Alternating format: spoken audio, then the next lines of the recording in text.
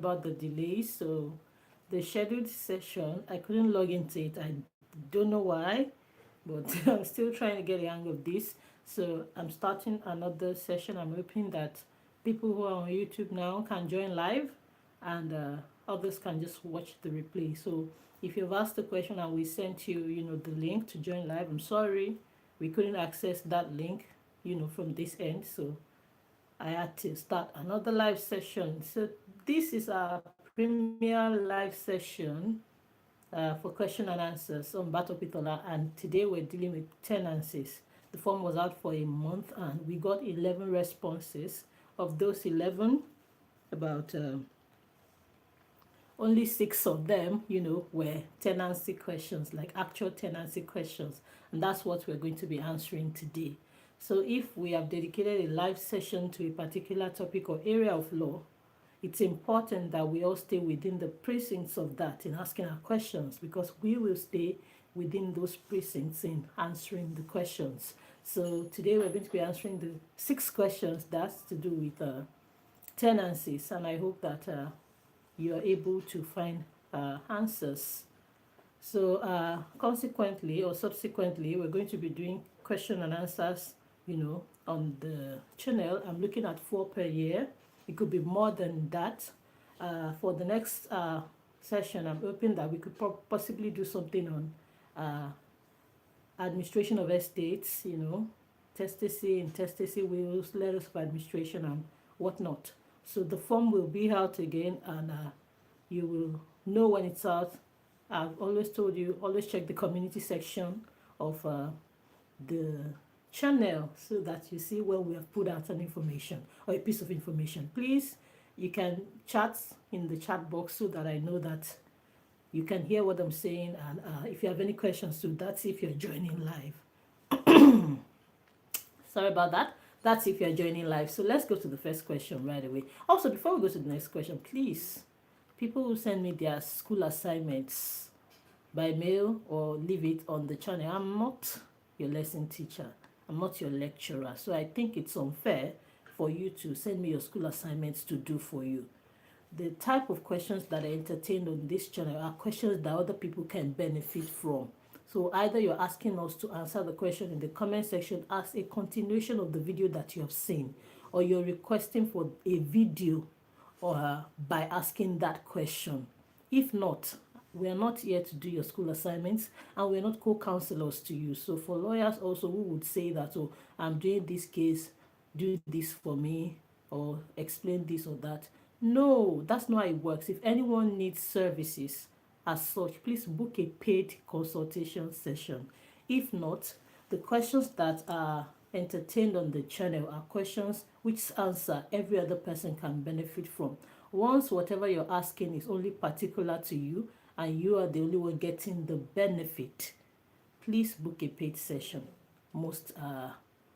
That's the easiest way. So the first question is from, oh, thank you very much. Amos Godwin says they can hear me loud and clear. Thank you very much. The first question came from Ubonaya, and he said, what is the law on a tenant who has refused to move out after 7 days notice has been issued? So there's a playlist on tenancies. I'm going to leave it in the description box to this live session so that you can watch all the videos that we made on tenancies. As far back as 2020, we started making videos on tenancies on this channel. And the way that it goes is that when a landlord is desirous of evicting a tenant, the first thing is to serve him a quit notice.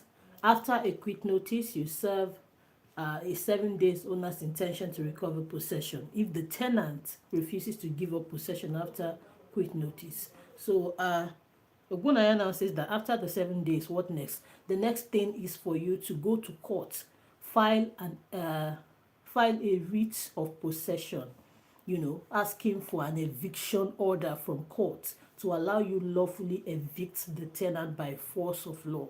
That's the next thing. After 7 days and the person has not given up possession, the next thing is to approach the court. It could be magistrate court or the high court.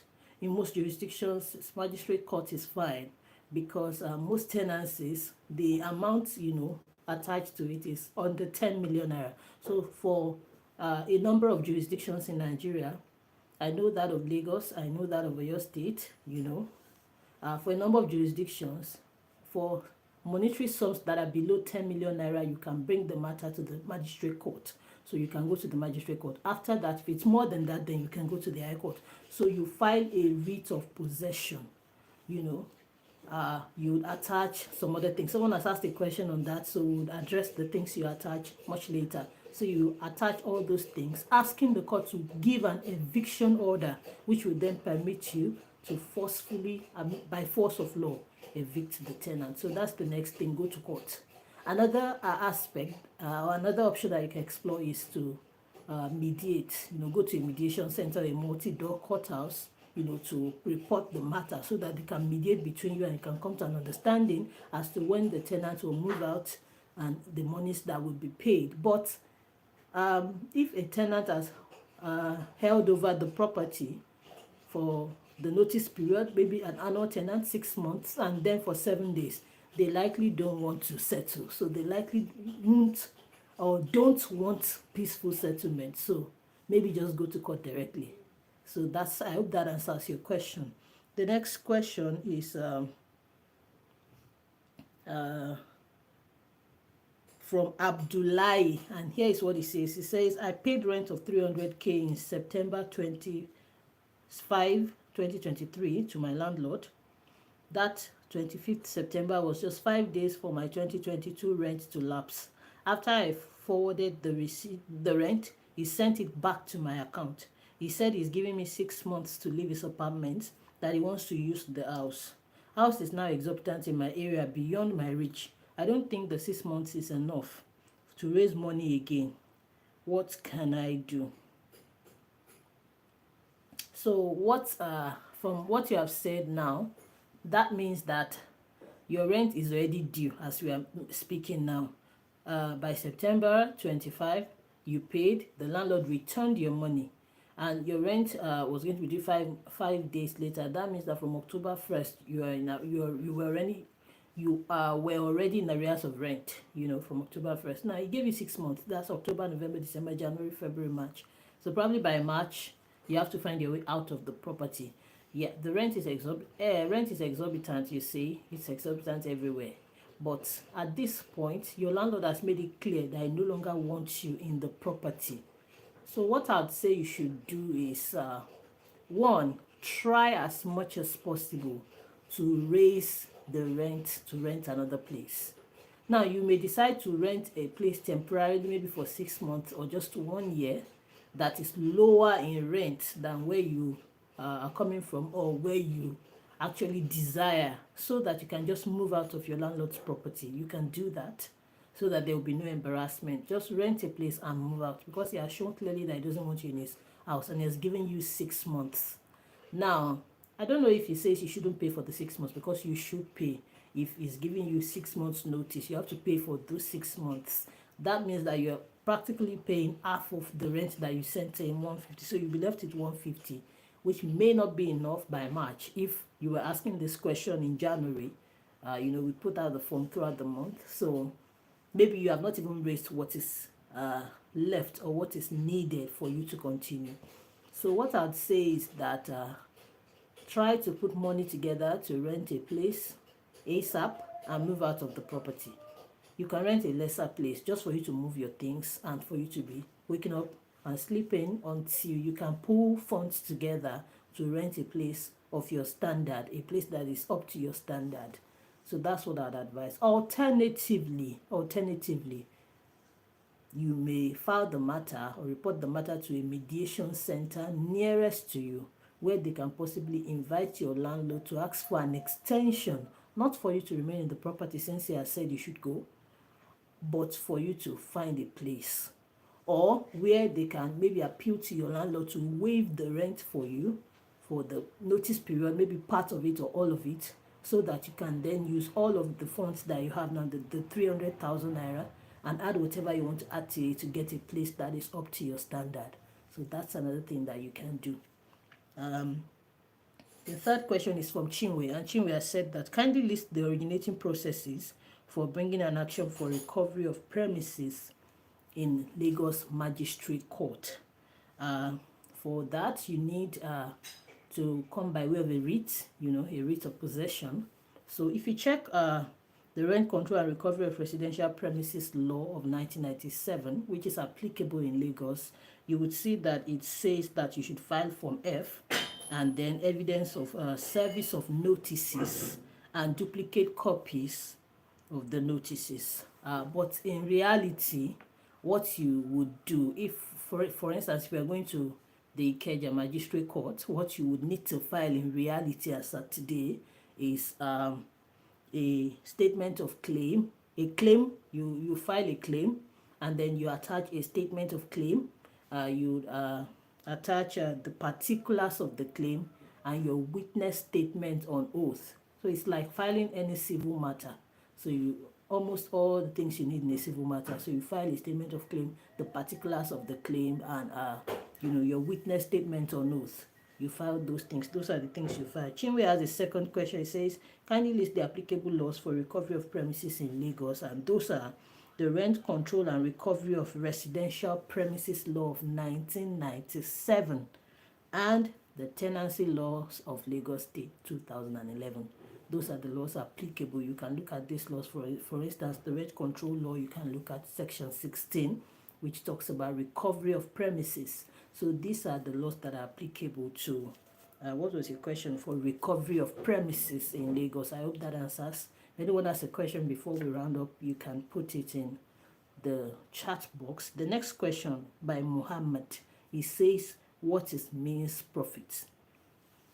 There's a whole video on means profit on the channel. When you check the link that I'll put in the description box, you can it will help you know what means profit means. But for the purpose of this question and answer session, means profit, by the way, is means is not means as in MEANS. It is means as in mesne.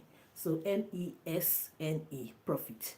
That is the profit that you should have made if a tenant moved out of your property as at when due. That is means profit.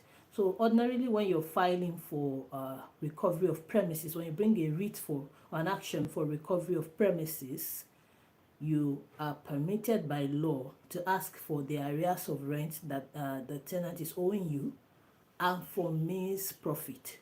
So you're telling the court that this person should have moved out on 31st of December. Today is February 10th.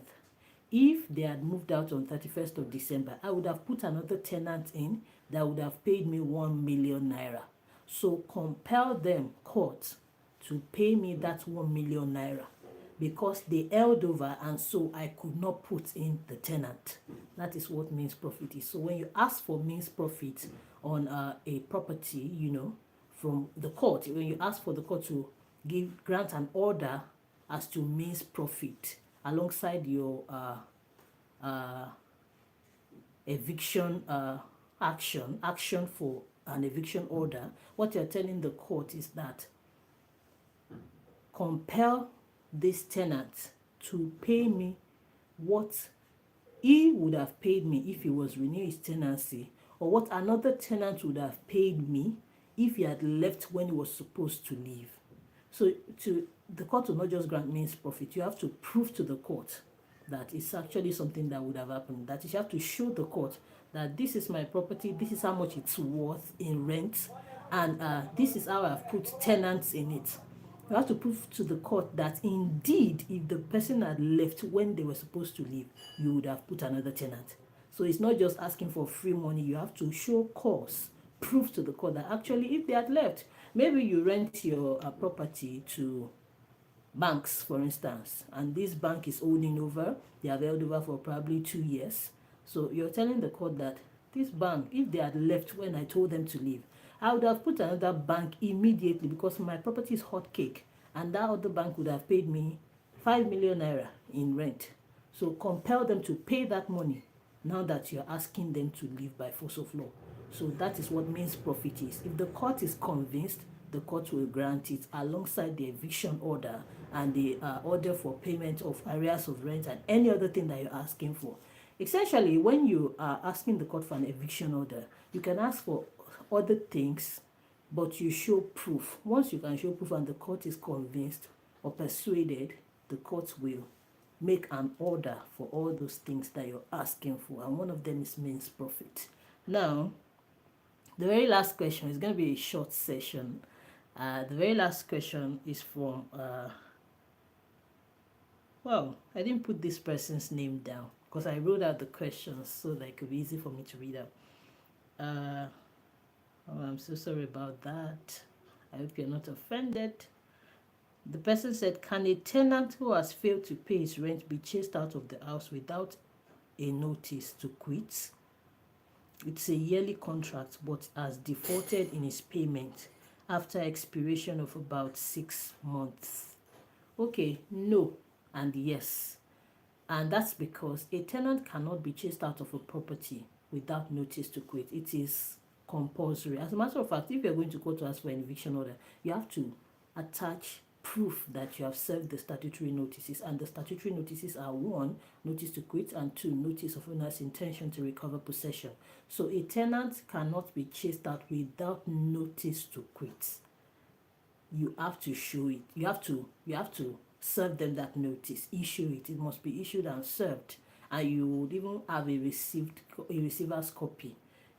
That is, they will endorse a copy for you that, oh, we received this notice. Now, why I said no and yes is that the question also says that it's a yearly contract, so this is an annual tenant clearly, and they have defaulted for about 6 months. That is, the rent expired and they did not renew it for 6 months. What does that make them? Once your rent expires and you do not pay on the anniversary of your rent, you do not pay to renew the rent, you cross from being an annual tenant to a tenant at will. A tenant at will is essentially like someone's property. Oh, it's empty, I moved into it. The law says that give them notice, 7 days notice, before you drag them to court for an eviction order. So essentially, if you have not paid for 6 months, you cannot lay claims to quit notice because you have determined the tenancy, the type of tenancy it is, by not paying for those 6 months. So what the law expects your landlord to do now is to serve you 7 days notice, and then they would serve you owner's intention to recover possession, and then they can go to court and get an eviction order. So if you have already defaulted, that is, you have not paid, your tenancy, your rent has expired, you have not renewed it by payment, you change, the flavor of your tenancy, and so you cannot lay claims to the same things that you would have laid claims to by law if your tenancy was still subsisting. So I hope that answers your question. I think that's all that we have for this session. Next, we're going to have a question and answer on administration of estates, wills, letters of administration and whatnot. The form will be out. It will probably be out for a month as well, so that people can fill it, and then we would have a session to answer it. I hope that everyone that asked a question would catch up on this. I'm sorry about the change in the link to the live session. We couldn't access the former link, hence I will see you in the very next session of video. Don't forget to subscribe and keep bringing your friends over to Talk with Ola. Toodles.